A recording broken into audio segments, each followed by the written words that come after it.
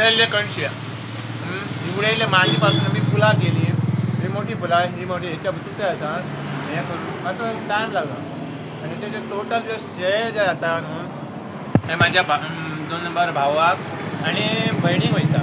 कित्याक तेंच्यांनी म्हाका न्हू जे हितूंतल्यान म्हाका परिस्थितीन वयर काडला आणि लोकां पर्यंत हाडून म्हाका बॅक सपोर्ट करून म्हाका आयज परत हेचेर हाडून जे तांकां आमी हें करता.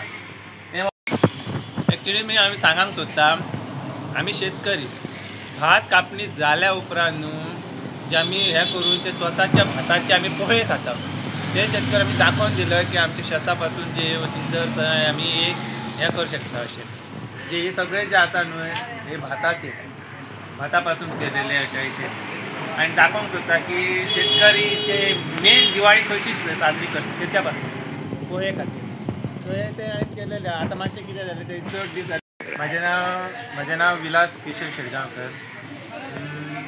हे हांवें जे केल्या न्हू हे भाताचे कणसां पासून केलेले आसा. ही जी भाताची कणसां जी उरलेली आसात न्हू म्हणजे हे काडून ती कणस हांवें मी हाडून लायले हे करून. आणि ही जी मानीची बेतां बी आहा न्हू ही उडयलेली ती आनाच्या आमच्या तेच्यासून हाडून हे केलें. आणि ही करतना म्हाका खुबशे म्हणजे चडांत चड म्हाका 10-12 दीस लागले हे करपाक.